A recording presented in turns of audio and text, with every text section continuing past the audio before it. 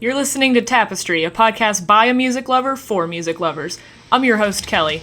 Join me as I learn more about the common thread that weaves throughout our lives, music.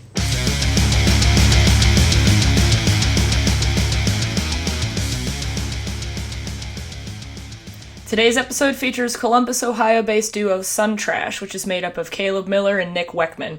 I actually went to college at Ohio University with both of them, so woo, go Bobcats. But we actually get to sit down and talk about a couple things, including the experience of writing an experimental album featuring some of their friends as collaborators, trends in the Columbus noise, jazz, and dance scenes, and on the difference between free music and improvisation, with a capital I. Here's a little bit of their song Dust Holds from their latest release.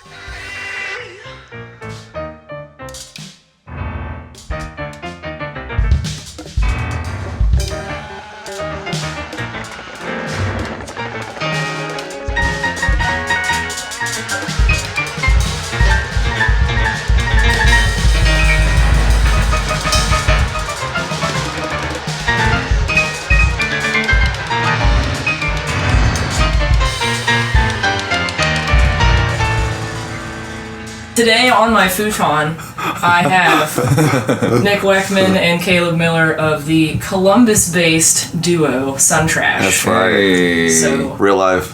Yes, real life humans. Futon life. Yes. 3 feet away from me, so this is kind of different. But yeah, so thank you guys for staying at my house. Oh, thank you for allowing us to stay here, feeding us. And so hospitable. Yeah, so they played a show in Pittsburgh last night. And by the sounds of it earlier, it sounds like it went really well. Yeah. It was a good time. It was a pretty cool, I think, diverse bill. I think everybody felt that same way. Yeah, everybody felt the same way. Like, we weren't sure going into it. It's because I think we were, like, maybe a little bit weirder stuff than or most of... I don't think a lot of the people there listen to the scene, maybe, that we're involved in. Yeah. So it's kind of like going into that, you never know, are people just going to be like, oh, this is stupid? Or are they going to be like, oh, this is new, I'm super open to this? And I'd say it was definitely more the latter. It was adjacent enough that nobody was thrown off and people were interested. Generally speaking. And we were first, so it also wasn't, it was like... We had to set the tone. Set the bar, set the tone. Well, so you guys describe yourself as what, process music, I guess, kind of. That's... Yeah, I think that's a pretty good... So I have a lovely quote here from Mr. Stephen Reich. Whoa. Stevie's. Is he here too? That would be cool. That would be cool. But because I figured the majority of my listeners are going to go, what the hell is process music? And I actually had the same reaction. But according to Mr. Stephen Reich, the process of composition, this is what process music is. It's the process of composition, but rather pieces of music that are literally processes. The distinctive thing about musical processes is that they determine all of the note-to-note or sound-to-sound details in the overall form simultaneously. So think of a round or an infinite canon. Is that a fair assessment? I think, so I'd say maybe we kind of come out of that tradition in some ways. So, like, Righteous music, it was very much just like, hey, we're going to put... he had a literal process in mind. Like, here's this melody, and then we're going to, like, slowly offset it and phase it a little bit. And so the resulting music is...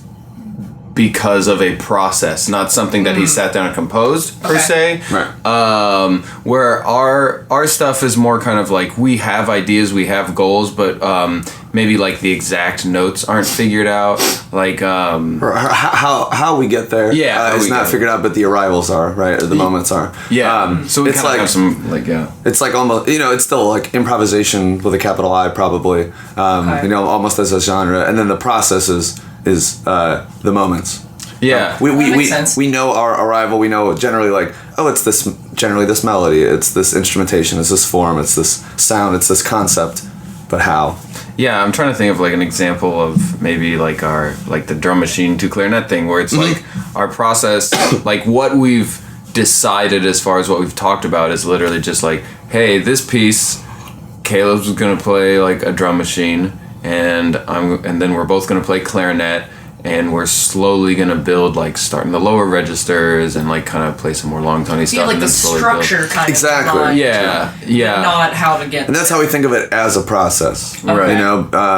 It's a way of playing together. See, kids, this is why you don't trust Wikipedia. Oh, no. Well, it's like descriptions. Kelly, you're fantastic. That was great. I love it. I love it. Well, but I mean, there's a reason when you said... Stephen Reich, we were both just like, oh yeah, because to say that sort of stuff doesn't influence this would absolutely. And I mean, he was kind of more known for leading the minimalist movement in the 60s, Philip Glass, like those types of guys, and I kind of, coming from an art, like a visual art background, I remember learning about him in school, and my next segue was gonna be definitely, like, at some point we'll probably talk about John Cage and his pieces. But before I get too far, can I just have each of you guys kind of introduce yourselves and like what your instruments are that you play and sort of your roles in the band? Sure.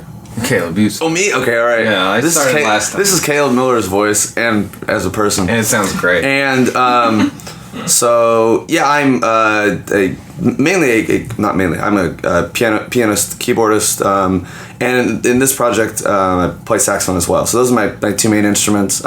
Besides Sun Trash, I mainly play like jazz adjacent music, and this band, instrumentation wasn't really the thought. It was more like we wanted to make something together, and it was like, oh well, since I literally play like keyboard and piano and like every other project I play, it was like I want to play saxophone because I don't really play saxophone out, or people don't know me as a saxophonist, but I have always played it. So part of it was like, I'm just gonna play whatever I want and everything. And yeah, so our lists are silly of the amount of instruments and what instruments we play. Multi-instrumentalists in every way. That's a really nice way of saying we have way too much fucking. Like what I play, my Nord, my MS-20. I make noise, modular thing, drum machine, cornet, saxophone, and other stuff. Yeah, that's what I was gonna say. You talked about keyboards and sax, but like you've been really getting into like the synth side of stuff too, which is kind of like, I don't know, people associate that with keyboards a lot because it physically has a keyboard, but it's really quite a different animal. And like modular synths. So in the keyboards or the synths I use in this project, I intentionally like don't use in a keyboard way.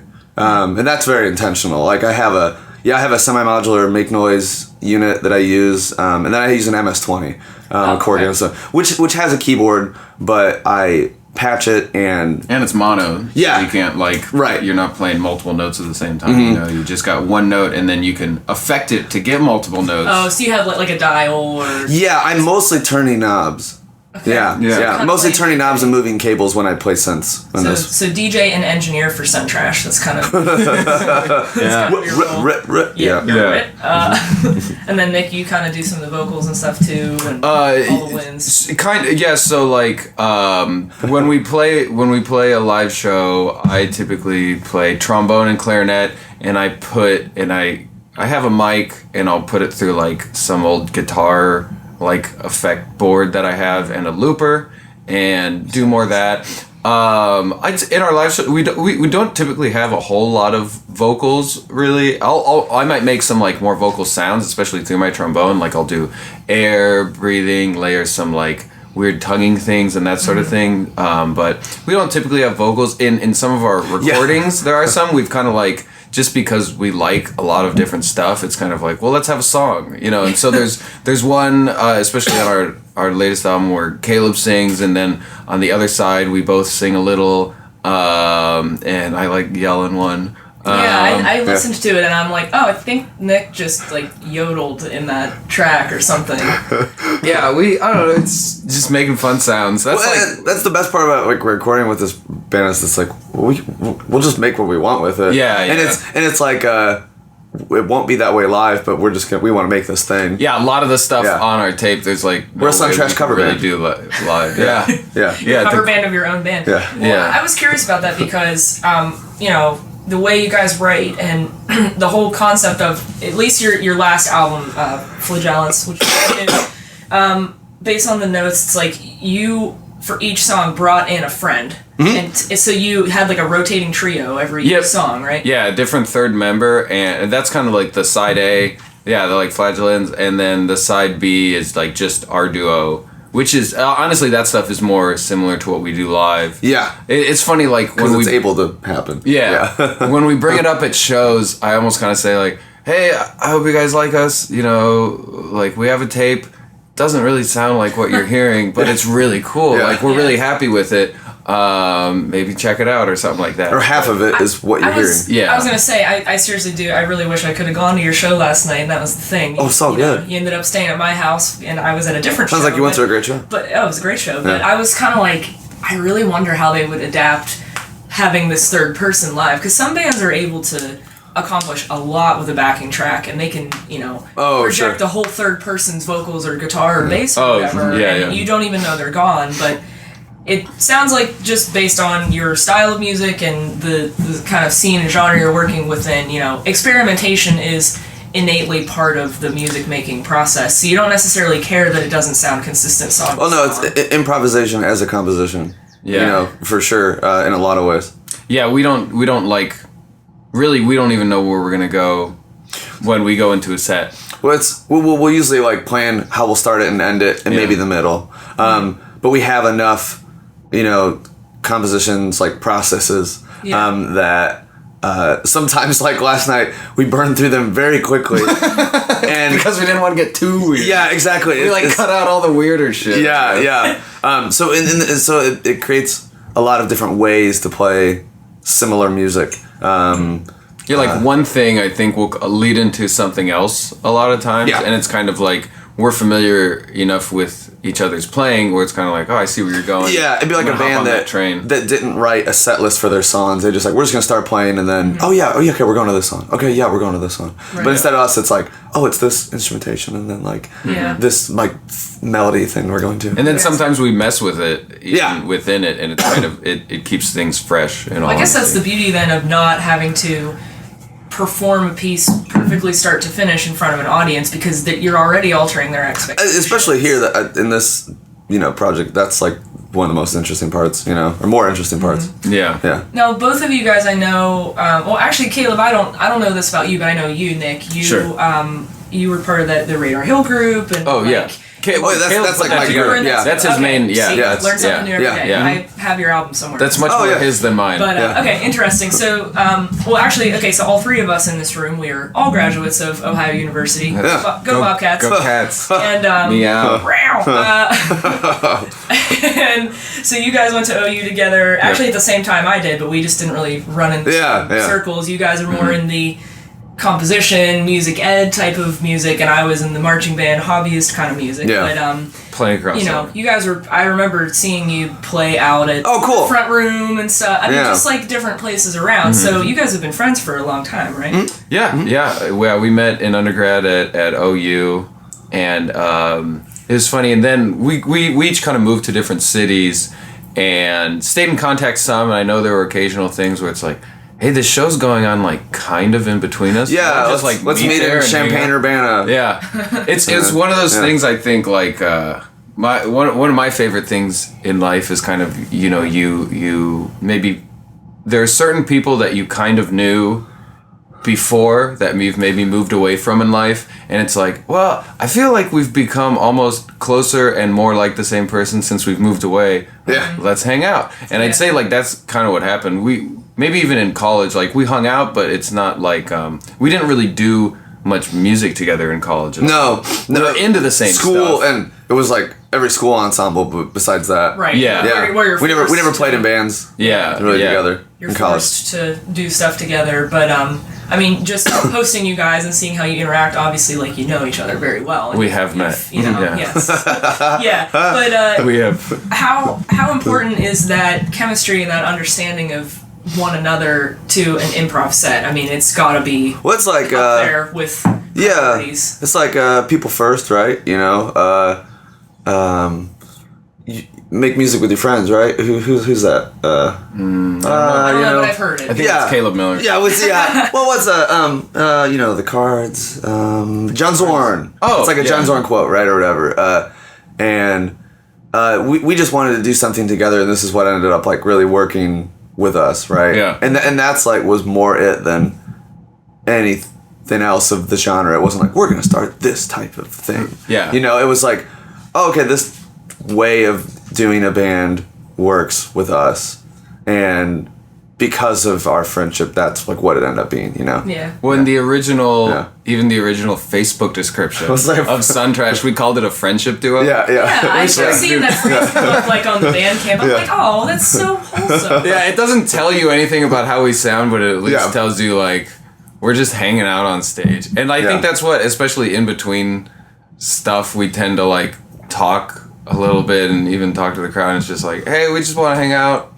Like, if you know, we hope you want to hang out with us. Right. That's kind of how we approach it. That's a Yeah, well, we're not trying to make a high art necessarily, you know, but I mean, you know, artistic things are very important, and I hope that comes across too at the same time. Yeah, it's not like, oh, we're making a mockery of music. Like, it's you're improvising and you're doing all these like goofy things, but it's certainly apparent that you both have the musical training and the skill, and you're just kind of like meshing it together in a different way every time. Yeah, kind of. Well, it's like it's funny to bring up musical training because I think part of the appeal with this group is like, so I play clarinet in this group, and like I'm not a clarinet player. Yeah, I always identity-wise view you as a trombone player. Sure, yeah, and that's what I studied, and I've done a lot Actually, of trombone. We've played in ensembles together now. Yeah, think about there it. we go. Trombone choir.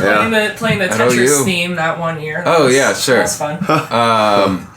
But yeah, like I'm not a clarinet player, and I think one of the things I really enjoy about this is because I can play an instrument that I don't really have like formal training on or anything like that, or I haven't like just sat in the practice room and like woodshedded scales for hours and hours. You know, like I'll practice some weirder stuff on clarinet, but I'm not practicing the traditional stuff, so I don't have that background. But that's why this is one of the things that's so freeing, is because like it doesn't have kind of that baggage, I guess, with like trombone. I love playing trombone, but I've put like a lot of focus and effort into it, and sometimes that comes with like territory. Like both mentally and physically. Do you feel like it would almost, in a sense, like ruin your reputation or It's not reputation. I don't think anybody would be like, oh, Nick's getting too good on clarinet. I'm not going I don't think anybody would be upset if I got better at clarinet.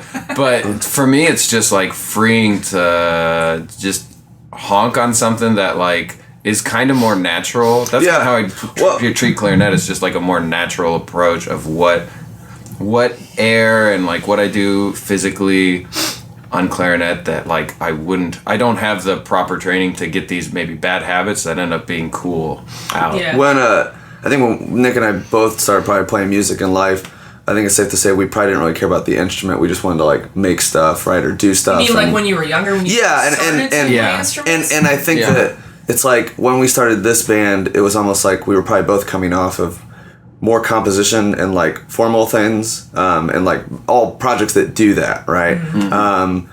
I at the time was even playing even more jazz. You were an ed major, Caleb? I teach. You were performance. No, I was ed at OU, and then at Milwaukee I did performance. Okay. But yeah, I was ed. I still played like I could teach kids if I wanted. Yeah. Well, I don't know. There is like a sort of playful feeling about all this. I kind of wondered if this sort of freeing, like, you know, just kind of playful stuff was like almost in a reaction to, I've gone through college and I've had to sit down and do my arpeggios and learn my scales and do this and then learn the pedagogy side and learn how to teach it to other people, which is a skill all in and of itself. Is this kind of like, this is your, throw it away, you know, get that ball and chain off your leg and do something weird. And I don't think of it as academic or non-academic. I very much try to not do that. You know, I don't like a line there. You know, but like sounds that appeal. Yeah, and it was like, I know at the time when we started it, we were both doing more composition projects, and it was like, we're just gonna do something that's freeing, right? And this is that, you know, it's like you know, it's almost like free music in a way. It's almost like free jazz in a way. It's like almost like punk in a way, where it's just like, yeah, we're just gonna do this, you know. Yeah. Can you mention that too? Just because I want to learn more. What really is like free music and free jazz? Because I've listened to some of it, but it's sitting down and playing in the moment. It's just present. It's improvisation as composition. Yeah, and I think you keep going back to that term. Yeah, you're sitting down and you're going to make something presently with someone else. And I think scene-wise, there's kind of like two. I hate to put stuff in little categories, but I think there's kind of like two main categories that I think of. There's like free jazz and there's open improvisation, right, which are a little different. So to right. me, free jazz, it's like it's you're sitting down and playing and like no rules, but there is kind of like an agreed upon etiquette in some ways. Yes, there's a jazz reference, right? An American out of a jazz tradition, an American free jazz. Heritage. And that can be a turn off in some ways to people, and in other ways it's kind of like a focal point, and it's like something we have all in common that we don't have to talk about. And with open improvisation, I'd say it's more coming from like a lot of those people necessarily either don't have the jazz background or are trying to get away from that even more. So like, and that's me, just trying to get away from that. So is open improvisation is it stuff that's not necessarily in a typical jazz instrumentation with horns and drums? It can be. I mean, a lot of open improv shows that I've been to, it's like a lot of times people will play like something we don't associate. Yeah. Well, there's that, and then even like not associated with like an instrument. Like one show I went to in Milwaukee, there's a dude that just played a hi-hat. There was like, some standard instruments like a bass clarinet and like a vocalist doing weird stuff. And then there was a guy, he's very cool, but he has like a painter's palette and there are little prongs on it, and he's got pickups on the bottom, and he has a bow and different things, so he's playing a painter's palette. I mean, he's an artist, basically, so he makes, like, visual art things that he can play. Oh, that's cool. Oh, he's incredible. Hal Rammel. Yeah. If anyone out there wants to look into Hal Rammel, he's, like, one of the coolest people. I'm intrigued by that stuff, because, again, like, my opinion on conceptual art and things has changed over the years, and I going into art school, they do kind of load your brain with this is art. This is what art is. And if you don't think that Yoko Ono screaming in front of a microphone is art, then you're bad and you're wrong. Sure. But then you kind of like meet other people and you talk to other people and you start to see your own validations of it. I mean, I used to make fun of John Cage's 433 all the time, and then I actually think like, no, I think it's just that I'm biased about what I think music should be. Sure. John Cage is not being a technical musician there, and for anybody out there who doesn't know what 433 is, it's a piece by John Cage where he shows up, sits behind a piano, and he basically sits at it for 4 minutes and 33 seconds, and then the piece becomes what the sounds are around it. It's sound with a capital S. Yeah, and it's just the experience, kind of. It's the musical equivalent of putting an empty frame up on a wall. Yeah, or like painting a white canvas and going, "This is a polar bear in a snowstorm." It's it's hard, I think, for the average person to accept that as music or art, and it's like, where do you stand on that? I think setting is a lot of it. Like, to me, I don't know, because 433 has this baggage with it now, I think, and a weight with it, and not to say people can't program it anymore. If you want to, do it, is kind of my point of view. Now, how do you make it meaningful with the baggage it has? I don't know. There are probably some good ways to do it, but to me, it's just a matter of you got to think about the context. Right. Well, and I guess if we're talking about like free jazz versus improvisation, that's the reference is where you're coming from, and I think it's a similar thing. It's like how you use it and what your goal is with that. Yeah, and it's funny because there are kind of like, there's still etiquette. We talk about just showing up and but there are certain circles and certain people where it's like, if you show up and do certain things, people aren't going to boo you off stage, but it'll kind of be like, nah. Well, there's an expectation of the person, not an expectation, but it's like, it is the person, right?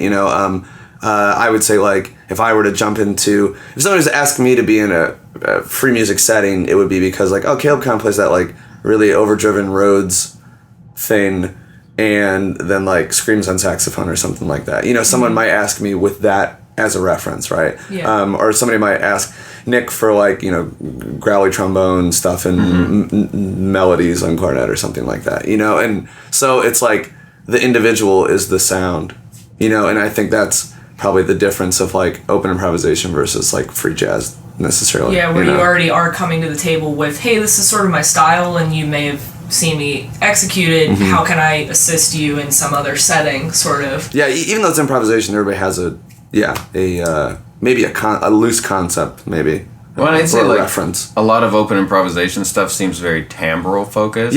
Yeah. You know, like a show I was at Wednesday is like some trombone player and an upright bass player, and the bass player was doing all these timbral switches where he'd put like some cardboard in his bass to like give the strings a muted sound, and then he'd grab like a balloon and like scrape it across the body of the instrument and do stuff, and just to like get kind of stretching like how you play the instrument in different ways to. If you heard it, you wouldn't go, "Oh, that's a bass." Yeah, right. Exactly. I mean, that's John Cage. Like he did the Gemini Suite, where he puts like he puts like the prepared screws piano and the strings. I mean, a lot of prepared piano. I saw that performed live, and it's like amazing. It's so cool. Yeah. They did even when we were at OU, they did like because he did a bunch of like dance accompaniment stuff, John Cage, and he had like his whole kind of company of little percussionist people that he'd play with, and they did a few of that stuff, like Roger Braun, the percussion professor, and what was your main guy? I just forgot his name. Oh yeah, Andre Garbu. Yeah. They did some of the John Cage like prepared stuff, and it's really cool. Yeah, it's more like percussive, and I did a ton of dance accompaniment. You know, that was what I did before I was teaching in the schools, and what I did in college too. And that's the references. How do you contemporary improvisation? Yeah, I know you worked at the OU School of Dance for a while. Like you were doing that. Yep, and Ohio State. That's what I did when I moved up. How do you have to shift your way of thinking to kind of? Do you have to like play stuff on the fly, or you do a prepared piece? It's a mixture, right? You basically come with a book, a bag of tricks, and a book of material, and then you'll either use it or not, or a mixture of it and not. Because when I usually if you're like an accompanist, especially if you're a pianist, like, so I would do ballet and then contemporary, ballet and contemporary, ballet, contemporary. So they usually just alternate. So it goes from like music to like, I'm not sure what I'm going to use, music to, but it's, contemporary dance is very rhythmically focused. So that's your reference a lot of times, right? It's going to be very, there's usually going to be, there's a time signature. Right. There's a rhythm in what they're doing. It's using that bag of material. I would come with a stack everywhere I went. And sometimes a smaller one because it just gets in the way, Right. Having too much stuff. Huh. Yeah, I think that stuff is like some of the most rewarding like shows I've done is just like accompaniment for dance, and so much fun. When I was at Ohio State for before I was in public schools for like 2.5, 3 years doing it. I wish there were more Columbus people doing Absolutely. that stuff that wasn't through the university. Yep. I mean, it's great what the university's doing. I just wish there were like local Columbus people doing some more of that like contemporary dance stuff. Yeah, just being a piano player, like showing up to a dance recital, like that sort of thing. Or just more contemporary. So there's just not a lot of contemporary dance in Columbus. and it's like, and where it is, people will go to school and then leave. Or whatever, So that would be nice. You guys seem to know the Columbus scene really well, though. I mean, you that's where you're both based right now. Yep. You've come from other parts of Ohio and beyond, and like, is there anything that's really defining or kind of unique about Columbus scene? Because I don't know. I've seen shows out there, but it's been like rock and metal stuff. I think Columbus has a great like, almost like weirdo noise thing going on, which is really cool. Like almost like a. Not out of the jazz side of things. Yes, like not out of the jazz side of things.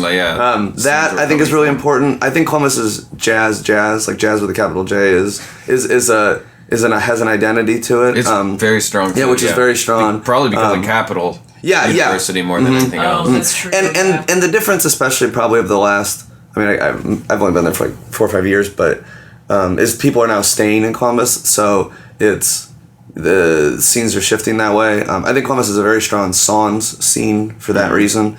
So those three stick out to me. I think the electronic scene is growing a lot. That one's growing a lot. I think the noise scene is growing a lot. But it's like weirdo stuff, jazz with a J, songs. I think those are the three. Yeah, we were talking about the weirdo thing last night. That's like kind of a term almost. When we weren't recording. I know a little bit about noise, but not really as music. Can you give me a rundown on what that sort of, whatever. Yeah. It's like the punk of. Oh, go ahead. Yeah. Well, no, I was gonna say like I'd say if you think of our stuff, we find a home somewhere in between like the noise and the jazz guys, And so I think a lot of the noise stuff. Noise is what you define it as, I guess, but But as a genre, like, sure.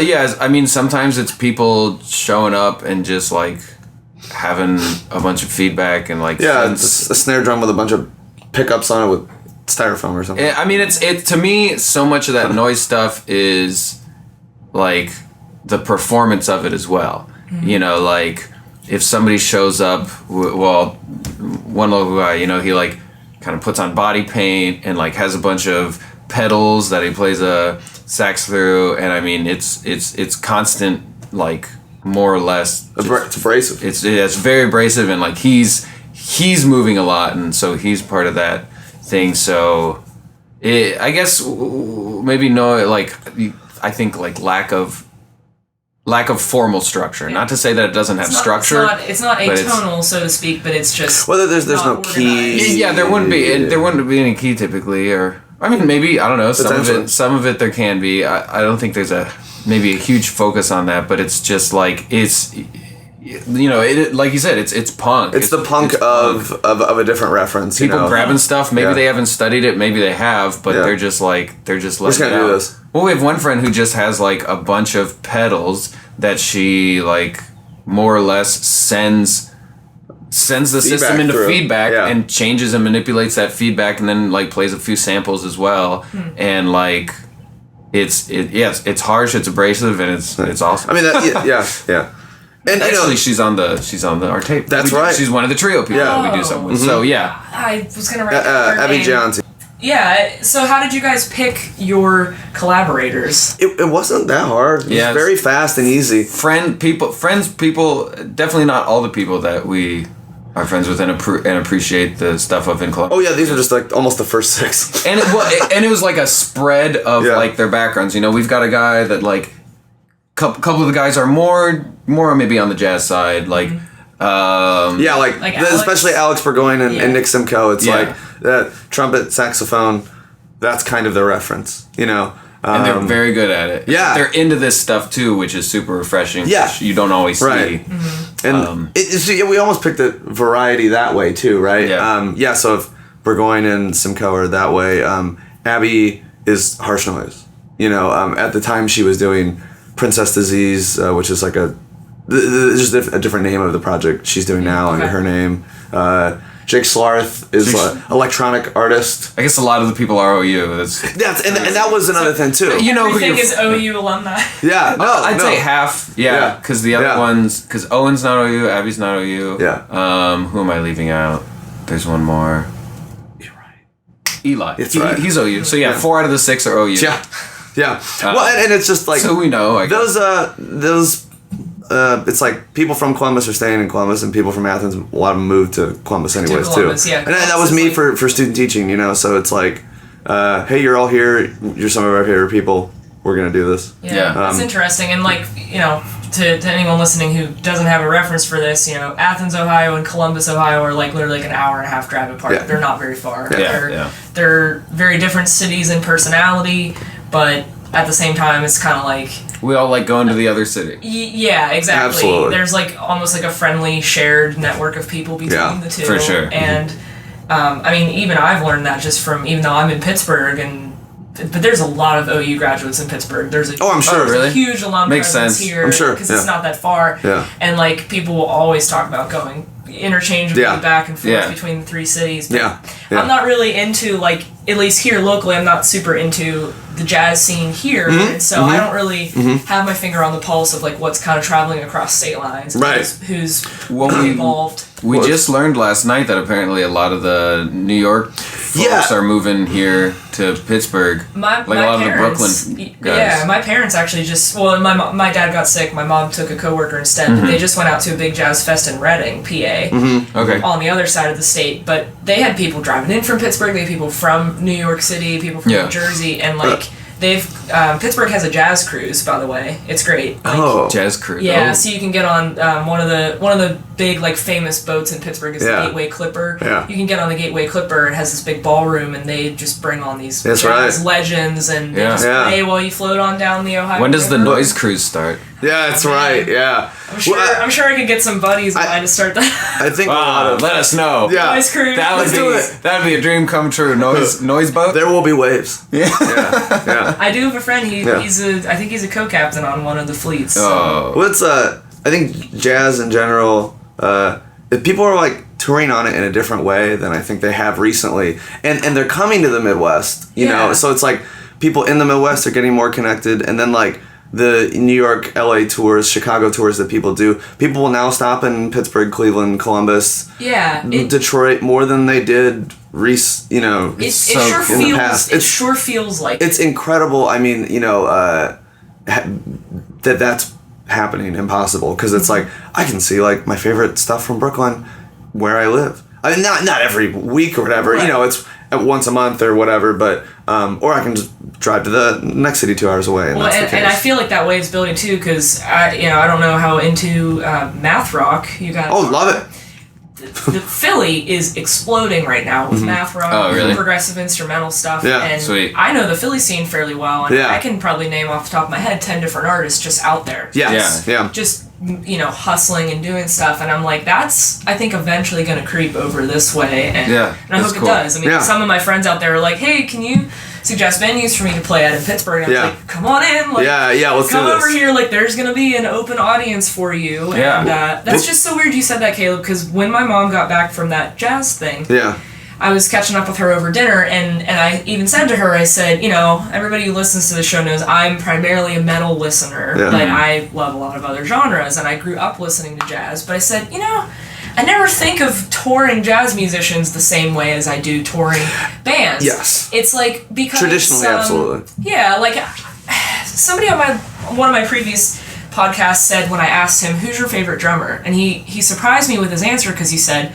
I don't really think about individual drummers. I think about what band they play in. Yeah, sure. Like, I almost feel like it's a discredit to the drummer because I don't think about their own ability. I think about how they write in the context of a band I like. And I feel like I'm the same way with jazz. Like, I love Joyce Cooling, but I think about her with her band, not her as a guitarist. Or I love the band Oregon, and I don't think about the people who play in the band Oregon. I just think about the band. I think a big movement of jazz of the last, especially in the Midwest, of the last 5-10 years, is like bands with a capital B. Again, I mean, I keep saying that in reference to a lot of stuff. I do, but it's like it's the point, homie. Caleb knows the shift key very well. It's yes, no caps lock though, and because I think traditionally jazz is more like it's ran by this individual, and then they rotate the cast, right? That's where the reference, right? But now it's more like the band. I think it makes the music stronger. Maybe it makes it less about an individual and it makes it more about the group concept. Right. And I think that's something that's very much shifted in jazz the last while.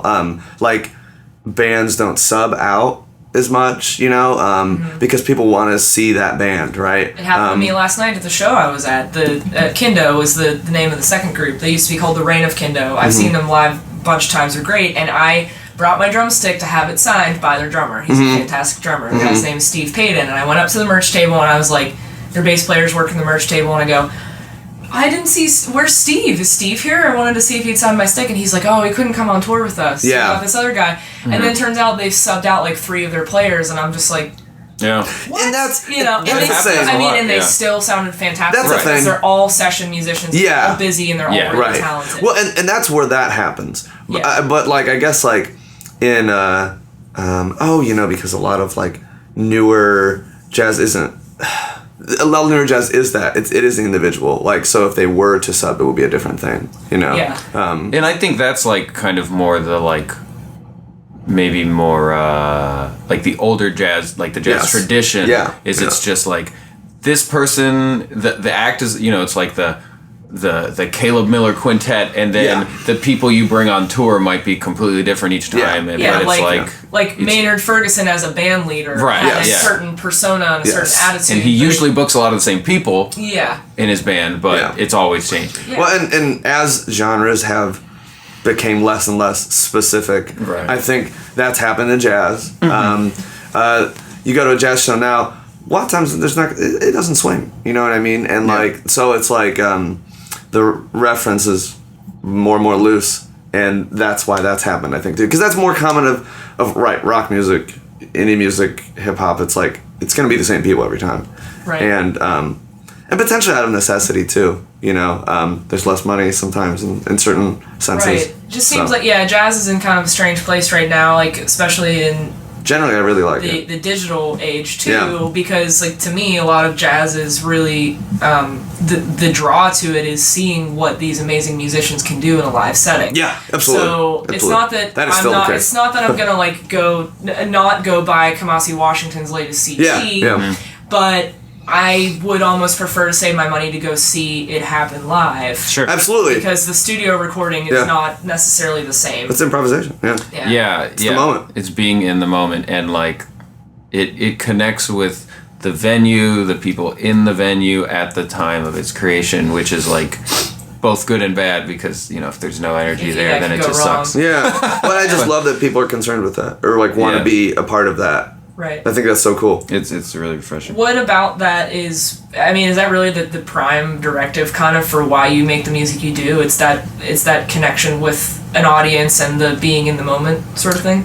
That's one of the best parts. Yeah. Yeah, I mean, definitely. A release, I'd say, is like a big part. I mean, part of it. I think part of it is kind of like we get from it what we need in life. At certain points, if I'm having a hard time and I go to a Suntrash show and I just fucking like let it out, then that's more cathartic. But maybe if I'm just pretty chill in life, then maybe I'm gonna get like from playing a Suntrash show, maybe I'm gonna get more just like existential kind of thinking and like looking at life and like being happy and sharing that with people in the room, instead of just like, I'm angry, I'm gonna let it out. It's kind of, because I definitely don't like want it to be about like me ever, but it's like food at this point, to me, where it's like projects and music are definitely that way.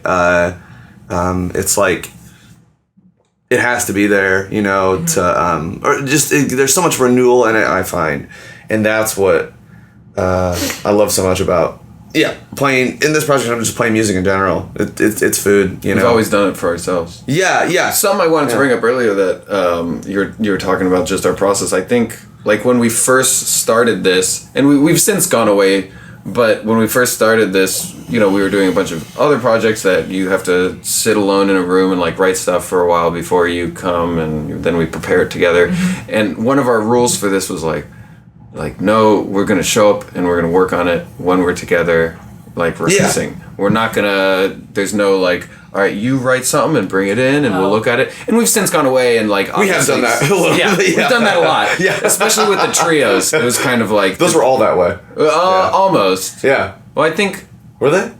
The Owen one I think is the only just pure free improv. Oh no, you made chord changes. Yep. For the end, yeah. So a lot of so we've done that a lot now, but to get at the inception of this group was just like, hey, let's show up, and like I felt like it was more... Or do something together. We didn't even... I don't think we even planned on playing shows when we first started meeting. And then somebody, like, was talking to us, and it's like, oh, yeah, well, we have a duo. Like, we could be part of... We could get on this bill. So that's kind of how Suntrash came into the real world. Yeah. I mean, it really was... It felt like it was more like therapy... Because, I mean, a lot of it, in all honesty, was, like, I was having a really tough time finding my, like, relationship with music. And since Caleb and I are good friends, he knew that. And he was just like, well, like, just show up and play. And I think he really encouraged me trying to not just, like, almost kind of turn my back on music in general. Mm-hmm. And, like, it's kind of like, no, we can just play. And, like, whatever happens. There's, like, absolutely no pressure to perform or do anything. And so it was, like, really cathartic for me. Yeah, I got a lot of it. Like a healing thing. Almost. Yeah, absolutely. Yeah. It absolutely was. Yeah. And it still kind of is. Yeah, absolutely. Yeah.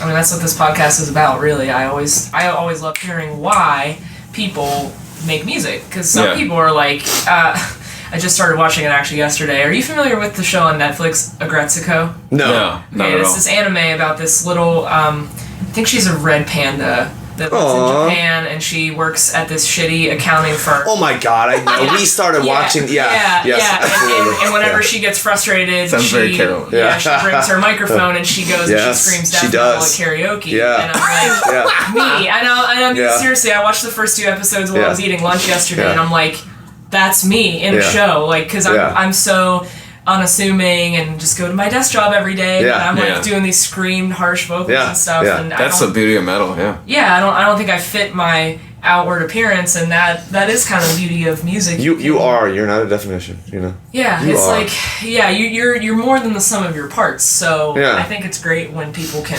Well, people are so concerned with me, with a capital M. Oh my God, I just did it. Me with a capital M. It's like, who am I? And it's like, rather than just doing. Yeah. Right. Like how am I? How can I fit my self-concept rather than just doing things? Yeah, how am I seen to the outside world as opposed to just do the shit that makes you happy? Yeah, just do. Really. Don't have a self-concept. B with a capital B. Do with a capital D. I mean, Yeah. A with a capital A. When this episode's over, I should just do a supercut of all the X with a capital That's X stupid. of Caleb. And it'll be just as dumb as every time I've said it. That'll be every hashtag for this. Yeah. B, band with a capital B. No, well, I think that's actually a great transition to mention. So these two guys, you also co-host a podcast together. Yeah. On your own, called Whatever You Niche. Yep, with our third person, Alex Bergen. That's right. Yeah. Who was also on your latest album. Bergen? No, actually, Alex, right. Yeah, they have very similar names. Yeah, there's Alex Definitely Bergen and Alex Burgoyne, and they're utterly different people. We love them both. Radically different people. Yeah, we love them both, and they have two very different skill sets. Yeah. But very similar last names. Yeah. Very similar names. That's really funny you said that. Yeah. But Bergen is not on the album.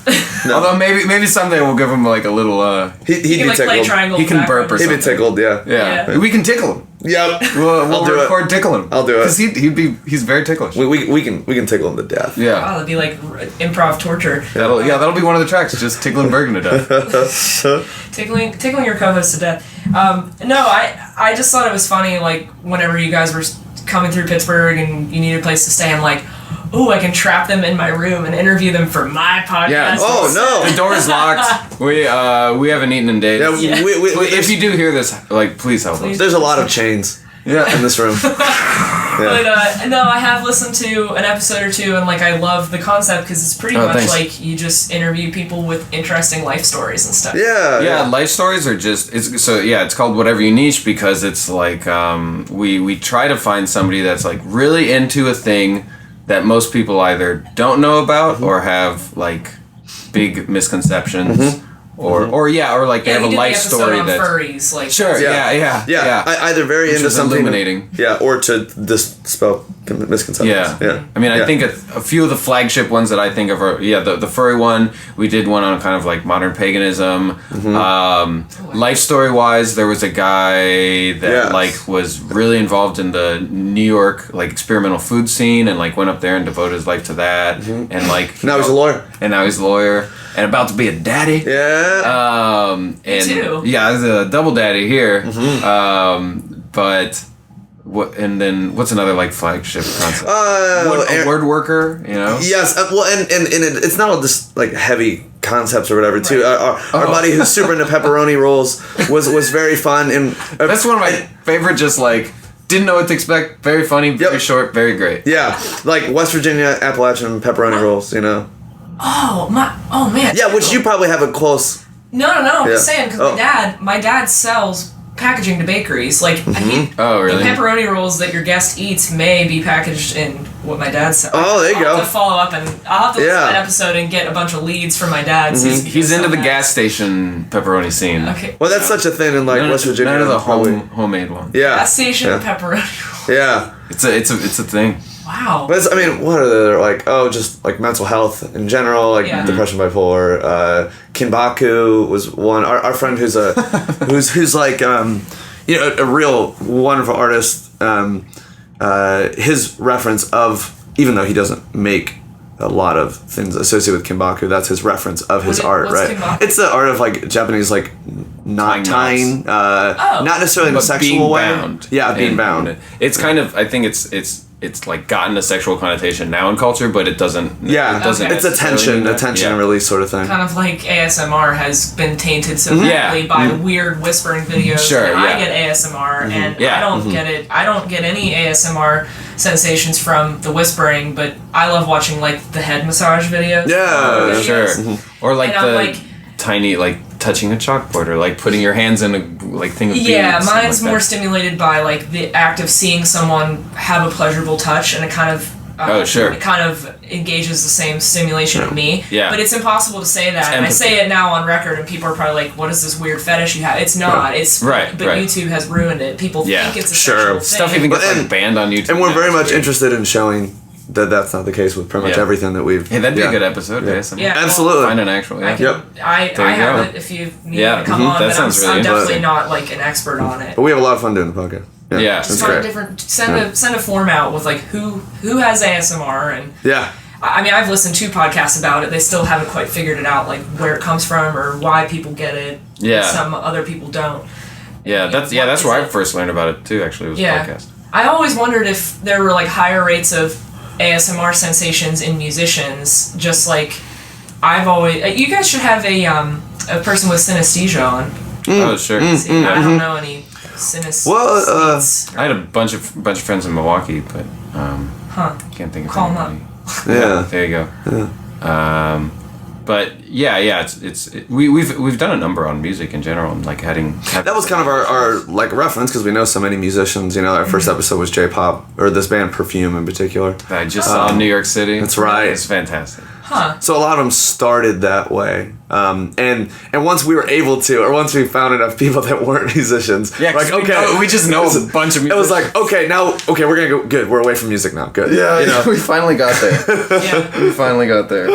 But it's been a lot of fun. Yep. Yeah, Yep. no, I think it's a fun show, Thank and you. it definitely opens up a window of, I don't know. There's just a lot of wonder in the world, and you Yeah.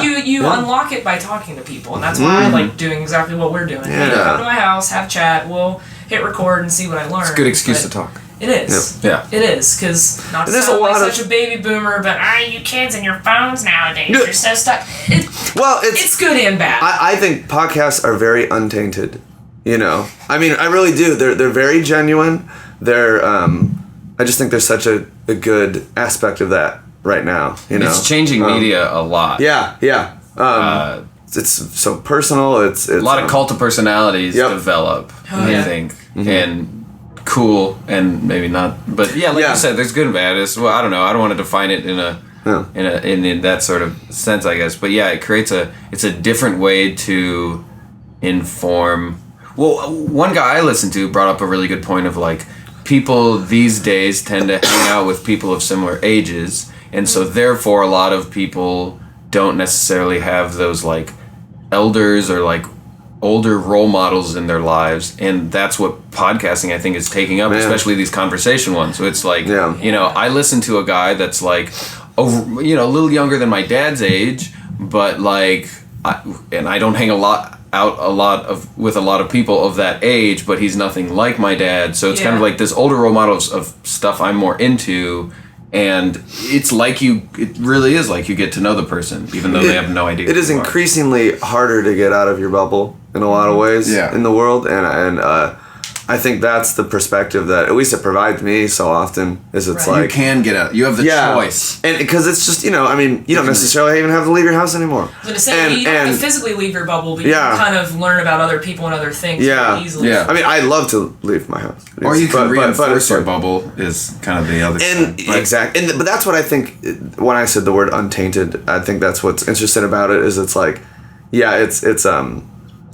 it's forcing people to do that, whereas you don't necessarily have to do that. And I think that's more natural of people than people realize. Is Right. being amongst each other that are very different. Right. That's something that people actually need and crave, even though they don't necessarily want to admit it or talk about it. Yeah, we Right. shouldn't just hang out with other musicians. Yeah, it would that, be- are into experimental weird shit. Like, we wouldn't should necessarily hang out be with good for us. Fucking people. Yeah, yeah. We should Right. hang out with people that don't really have much of a relationship with Yeah, music. yeah. We should hang out with people that are And it makes 10, it 15, 20 and years even older though than us. I think the conception now is like people are in like these tribal camps in a certain sense, and like the way you don't do that is by getting to those people, getting That's to true. people. That's true. Yeah, Yeah. I mean, even a lot of subgenre scenes, they become very insular. Yeah, But then you find there's a lot of overlap into other and that's Yeah. the cool stuff. arts and That's the coolest entertainment. stuff. Yeah. Those I are the love best it. shows. Yes. If you play, Yeah, like we were talking about this last night. Like, favorite part of going on tour, absolutely favorite part, is going to a show, meeting either someone else playing or someone in the audience that we somehow have like 3 connections with. And it's like, oh, I guess we're friends. Cool. Yeah. Like, hey. And it's so immediate and so interesting and welcoming and a perspective that you'd get not a lot of other ways. Yeah, you almost kind of shortcut your way into it. It's sort of like, I view it almost as online dating. Like, you kind of... Ours always ends in sex too, so... yeah. Tinder, what's the experimental band Tinder? I don't know. Oh, yeah. Make it up. Noise. Cinder. Noise. Cinder. Yeah. You heard it here, folks. No, it is almost kind of like online dating where you kind of have to, like, expose the parts of you that you want people to see and then hope that you kind of put that line out and then somebody's going to be like, oh, yeah, that's my favorite band. Me too. And then it's like you sort of draw them back in, and that's how you create your friendships, because you just never know what your connections are going to be until you stumble into this person in the world. Yep. Yeah. That's been thing. The best part about both shows, even recently. Yeah. Yep. Have you guys had a very particularly good or bad memorable set? Of the last 2 nights, or just in general? Sun Trash in general. What's your favorite? Really in any of the ensembles. I had a blast at our CD release or tape release show. Yeah. It was an absolute blast because it was a kind of mixing of communities of like our friends who were there to support us. We had a lot of more people from the noisy weirdo side, and some of them hadn't heard us. Some of them maybe only heard us in other connotations, and it was like we have a lot. We've heard other people. Great. Yeah, they've heard us in other projects. They came. You know what I mean? Yeah. There was a good crowd. There were a lot of friends, and it was just like a super comfortable, wonderful environment. Yeah, and it was at a laundromat. That's right. A show at a laundromat. Yeah, it's like a growing really venue in Columbus. Dirty Dungarees. Yeah, it's fantastic. It must be an Ohio thing, I swear, because I've seen a couple good shows now at Mahal's in Lake. Yeah, sure. Which is part bowling alley. Yeah. Yep. And it looks like I love the backdrop to Price is Right set from 1950. Yeah, like it's just super. It just when you say it to people, it just makes them smile. Yeah. It's like, oh, it's a bowling alley. Oh, it's a laundromat. And they're like, this is going to be fun. Yeah.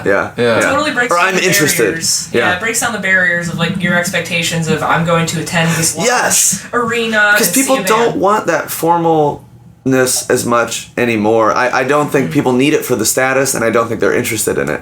I'm probably the least interested in going to recital halls than I ever been in my entire life, and it's for reasons like that where it's like, it's the stuffy platform between you and the artist. Like there's great stuff in recital halls. I'm not trying to say that. Yeah, but like my favorite band, Protest the Hero, has this song called Underbite, and it's essentially a satire of these stuffy, arrogant musicians who won't take the time to get on their level and talk to the fans because they think they're above it. And I love it. It's such a critique of you can't be removed from people as much anymore that way. It's like, and I think that's beautiful because it's like if you're gonna be an asshole now, it's like you have to be able to be an asshole. Yeah, and I think you have to be able to deal with the repercussions of being an asshole. Yes, and there's so much less of a blur between that now. Yeah. As far as I'm trying to think of like bad shows we've had. Oh, my favorite bad show was there was this one Monday we played it in Columbus. On a Monday. Speaking of assholes, which is already we just shouldn't have. In general, it's like Monday, whatever. We're gonna play a great show on a Monday when we get back. But speaking of math rock, nothing. Math rock goes, it'll be sweet. Yeah, nothing wrong with Mondays. But it was just like, okay, nobody here, whatever. That has happened in other things, but like 4 acts already like was silly. Starts at 10. 2 out of town acts, and then like the touring band like takes some money and leaves basically like in the middle of the whole thing. Yeah, they were third, we were fourth. So I just took a synth and my saxophone and we just yelled for like 30 minutes and then that was it. Speaking of 20 minutes, and there were 2 people watching us that were very into it, and it led to other cool things. It did. But it was an annoying as shit show because, it was like that rude thing where there was this band that put it together and is asking us to do, basically this free service on a Monday night when he teaches and has to get up at 6 in the morning. Yeah. And, I mean, I've got a day job too. I can sleep in a little. And they played third, we were fourth. They left right after their set to, like, they had to get to something else, and they're like, "Oh, we're sorry, but we got to do this." And it's kind of like, and half the band saying no, we don't. Half the band saying like, "No, we don't." And Yeah, then, like as we're setting up, yeah. even like I heard one person be like, "Oh, cool, there's a trombone. Man, I wish we'd stay." Yeah. And it's like you can. You can stay. Yeah. You're driving overnight to New York. Another hour is gonna do nothing. But I mean, generally speaking, we have had nothing but good experiences in a Yeah. lot of ways, you know. And if we haven't, it's been like, oh, that's why. You know, it was never a mystery. It's like, oh, it's because of this reason. Yeah. Or like maybe it just like I don't know, it was a bad day for a show. Bad day for a show, wasn't promoted vibes. well. I don't know. You know, It happens, yeah. who Yeah. played with or I whatever. don't know. We're tired. Like sometimes Yeah. it's just like too much has gone on this week. Or it's like, oh man, we played a show too close to this or something. You know? Yeah, I mean, that's another one. Yeah. It's just, and it, you know, it's like playing music in general. It only gets better that way, you know. So, yeah. Huh.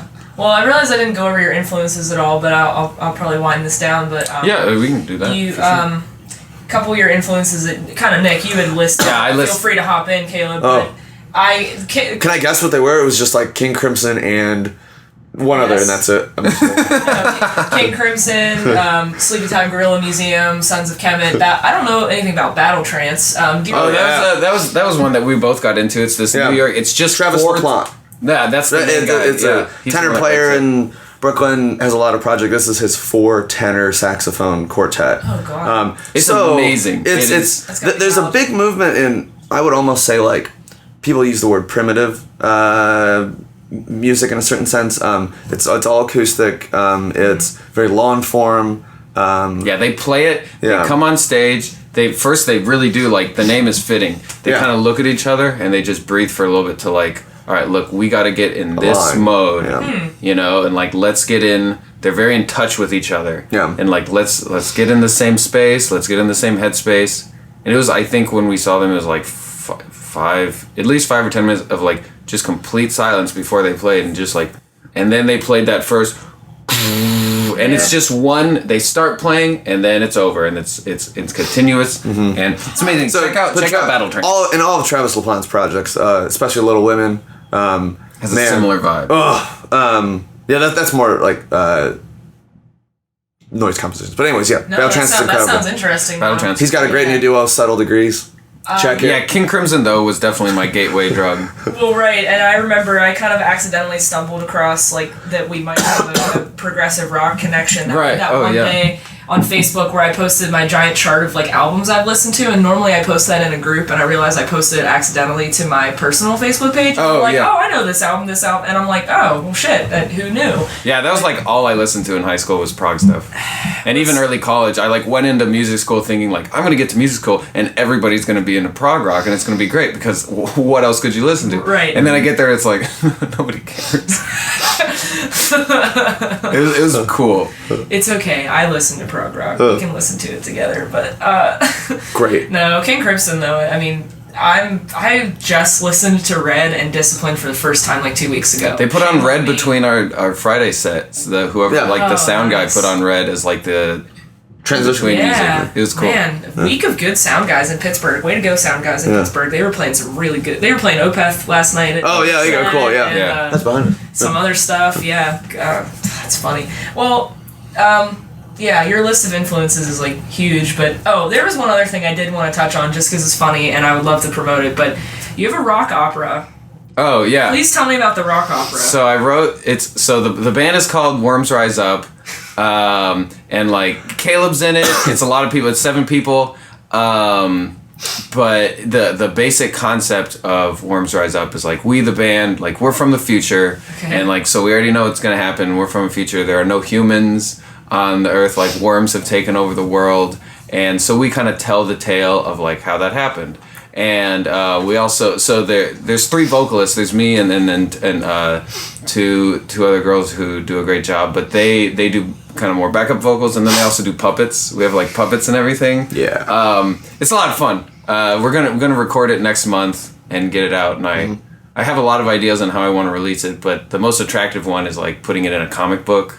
That's And a like great putting a idea. download code on the end, Yeah. and so it's kind of like to show since you can't have puppets when you listen to a recording. Yeah. If only you could. Yeah, at least kind of give it that same like visual element. But yeah, Worms Rise, it's definitely just like it's kind of like it shows my kind of proggy sides, and I think it also shows the like free improv side.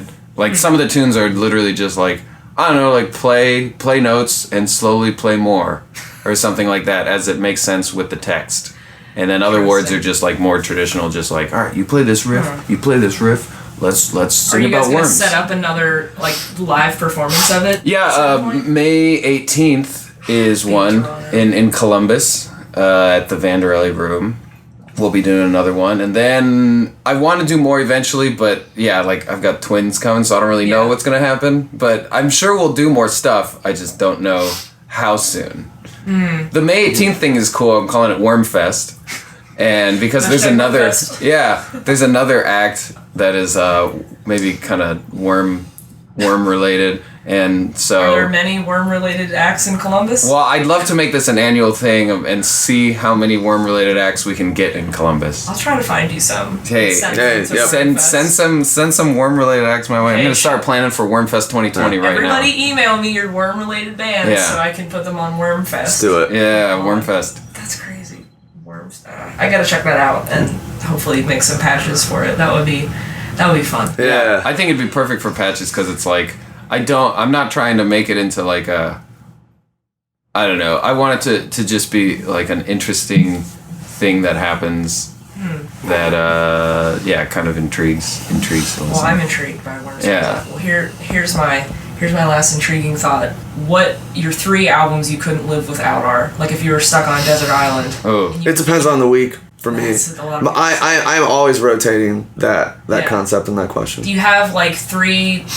kind of up there, like that have been formed, like ones you come back to over the years. These years. Yeah, it's like a lifetime thing. I know too. I don't think of it that way. I really don't. It would be. I would if I was thrown on a desert island. It'd be like, well, I'm gonna take the 3 I'm into this week. I wouldn't. I really would not like. Yeah. What are the 3 albums you're into? This week. Okay, if I had to pick a couple, I've been back into Brandon. Caleb's got his phone book. Yeah, I pulled my phone out. Yeah, I've been back into Brandon Seabook's Trio's Convulsionaries. It's this like contemporary string quartet. It's like guitar, cello, bass. It's just very big acoustic music. Phaser, this band from Germany. It's like minimalist, like African Latin jazz, but they're all German. Okay. You know.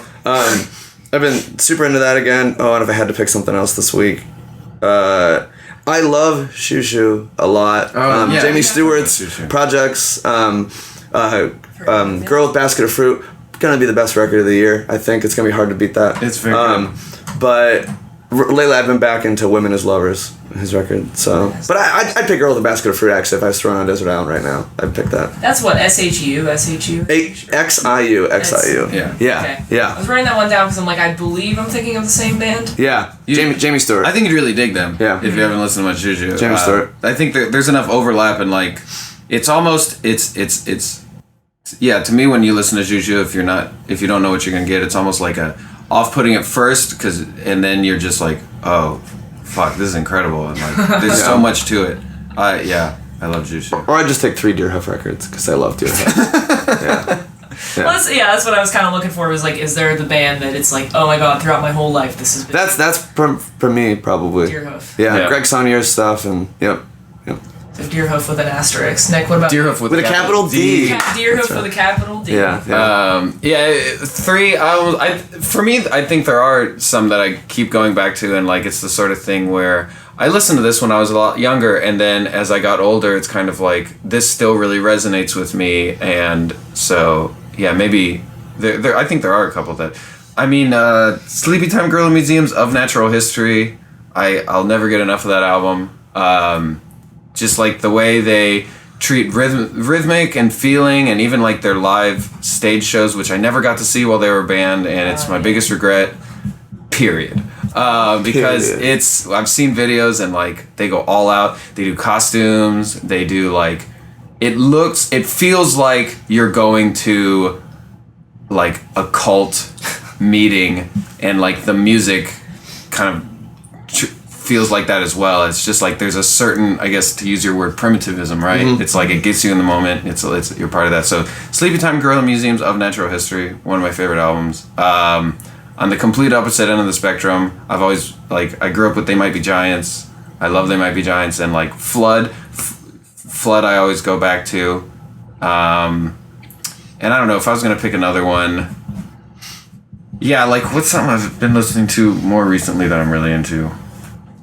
I don't know. Probably I've been listening to a lot of Cheer Accident. Their latest one, Fades, is really cool. Oh, there's are you familiar with the band The Mercury Tree? No. If not, you guys should look them up. They're from Portland, Oregon, and I think they just listed Cheer Accident as one of their influences. Yeah, been around for a while. Cheer Accident has been around forever. Yeah, I just recently got more into them, and Fades is their most recent. It's such a consistent output. Too. And it's kind of a rotating cast. It's like two main guys, and you see a lot of people. Actually, Nils Frickel of Sleepy Time Gorilla Museum is on the latest Cheer Accident, which I thought was really cool. But yeah, they go where they want to. It's like there's prog stuff in there, there's jazz stuff, there's noise stuff. It just seems like everything I listen to, like rolled up in a joint or something. Yeah. You know? Smoke that shit. Yeah, smoke that shit. Okay. Yeah. The Mercury Tree, they have a ton of albums though, but they just put out a new one called Spider Milk, and it's I believe I might be getting this word wrong, it's Zen harmonic. So they use like I don't know what that means. What is it? It's not just the 12-note octave or 8-note octave. It's like quarter tones and stuff. Microtonal. But they use that word Zen harmonic, and I remember asking them. Maybe it's like it might be a specific gamelan. method. And they or like overtone is what it sounds like. They write at certain different intervals, and they have kind of a method to their madness. But it's are you familiar with King Gizzard and Elizabeth? Oh yeah, I've been actually. I wrote them off so quickly when I first listened to them. I'm like, forget these guys, whatever. Yeah. And then they've been so relentless the last like 2 years. They're pretty cool. I've just gotten back into them. Right? Yeah, and now it's like, these guys are pretty cool. Yeah. Well, they played one of their Rattlesnake, that song Rattlesnake, in between on the Microtonal Banana sets. Yeah. And I was just like, I love bands that are doing this kind of stuff. Yeah. Like, would you guys ever experiment with any of that? Or we do whatever. Technically we do. It's a trombone, right? You can play any. That's true. Oh, and most. Unless I'm playing keyboard, sweeps. Unless I'm playing my Nord, my keyboard I use in every project, regardless of setting. I'm not really thinking of key. You know, my semi-modular thing. Both of those are not. Although I guess maybe microtonality implies. I always think of fretted instruments because you can set the frets to be in between the tones that Western music listeners' ears expect. Speaking of microtonal guitars.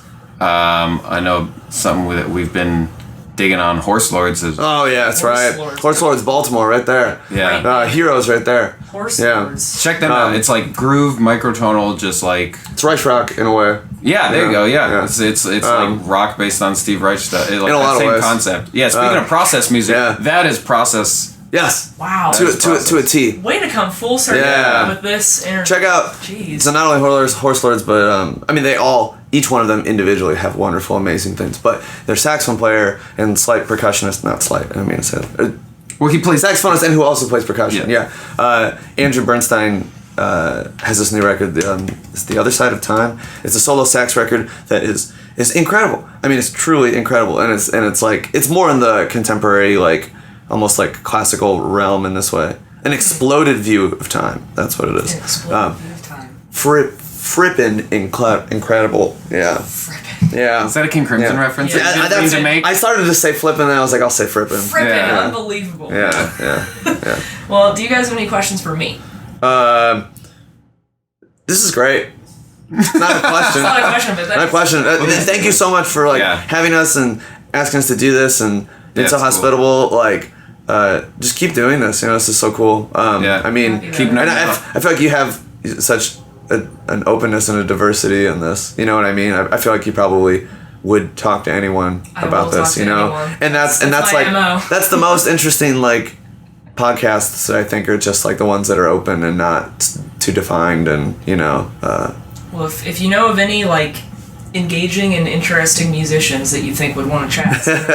Absolutely, cool. You should talk to some of the guys we played with last night. Yeah. They'd have a ball. Yeah, well, I want to have the Long Hunt folks on here. There you go. Sure. Because they're such nice people. Yeah. Yeah. Very involved in the scene, but all right, well. Cool. Thank you guys for Thank you. agreeing and safe travels, and I'll let everybody know after the cut where to find all your stuff. So. Cool. Heck yeah. Oh, and if I can, real quick, so half of, I hate plugging, half of like the EPs that we released, so I started like a quote unquote label. I don't mean to call it like, you know, it's a label. It's a label. It's not. Label why do I do that? Any other I'm just trying to delegitimize it or something because I'm being a turd. Don't gatekeep. What's the label? Yeah, Very Much Recordings. So like this tape is the first release on Very Much Recordings. Just got a Facebook and Instagram right now. It'll be on my website soon. But we're gonna put the Worms thing out on it. Yep. We got like Worms Rise Up. three other records in the pipe. And all of them. Yeah. Great. Yep. So that's the thing, and that was a part of these recordings that we did. Awesome. So well, I'll plug away. Yeah. Cool. Thank you guys. Thank you. Thank you very much. # blessed. Alright, you guys know what to do. Go look up Suntrash on Instagram, Facebook. They're also available on Bandcamp, and if you happen to see them live, you can also pick up a physical cassette tape from them. As for their other projects, don't forget to check out Very Much Recordings, which is Caleb's recording label. Check out Worms Rise Up, which is Nick's rock opera. And then if you want to hear the both of them host a podcast together, check out their podcast, Whatever You Niche. Thank you as always for listening. Until next time. So you commit to find, fall informed, I stay. When you lost hope.